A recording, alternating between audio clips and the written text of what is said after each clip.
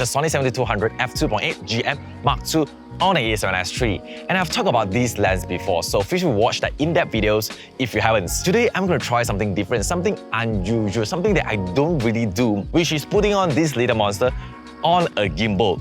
So the gimbal of the day is going to be a ronin-s, which has a payload of 3.6 kg and is pretty impressive for 2018 products. Theoretically, this setup should be able to balance on the ronin-s since it weighs around 1.1 kg with a tripod collar. So let's try it out.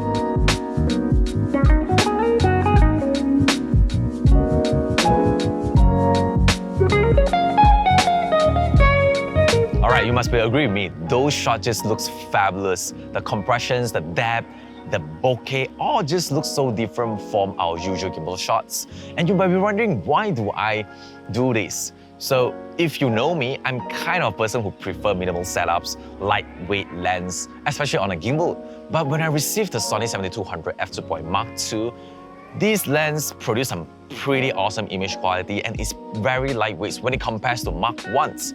So this kind of inspired me to try out this lens and have some fun, just experiment with it on the gimbals. And surprisingly, it's much more fun than I thought.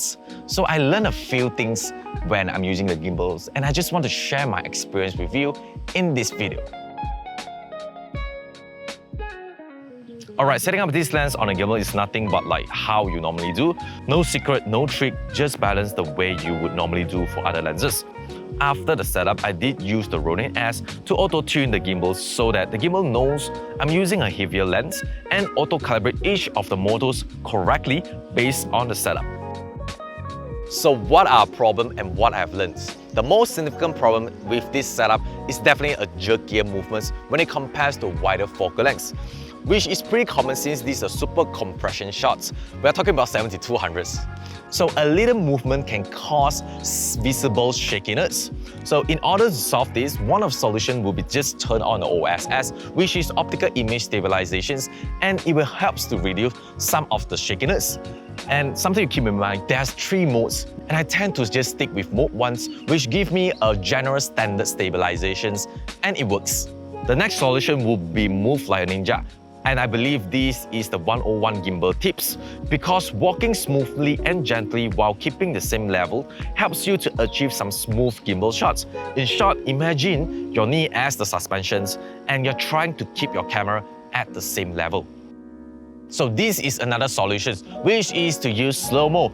Normally, I'll just keep this as my last resort because I always prefer to keep everything in original speeds instead of relying upon at high frame rate. In spite of that, it's much easier to slow-mo the shots in post and get a smoother result. You can either use 50, 60, even 120 frames to create this result, and all of these settings work just fine. The next problem that I face is it's harder to carry around since it's a bigger and heavier setups. So it will cause you to reduce your shooting times since you will probably get tired sooner than usual.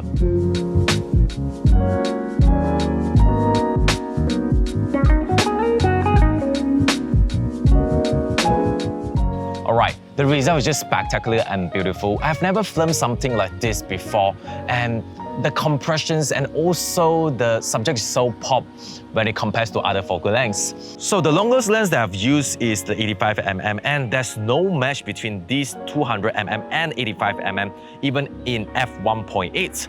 Combining with the Sony mirrorless camera, it opens up the possibility even more because of the lightning fast autofocus, and Sony has been very well known for the autofocus systems, and the 70-200s never fail me, which is great because now I can just touch to focus and hold the gimbals with 2 hands.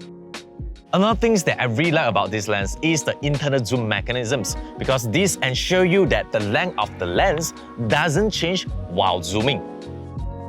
As I mentioned at the beginning of this video, this is purely a fun and experimental project. This is certainly not a practical setup, but it's always fun to know more about what we can do as filmmakers or creators instead of just relying on things that we already know or we're already good at. So I guess what really separates you and others is not only the gear itself, instead you should be more creative on how to tell a better story. So I hope you guys enjoyed this video. If you guys do enjoy this video, feel free to give us a like, subscribe our channel, and as always, create, learn, have fun. I'll see you guys in the next video.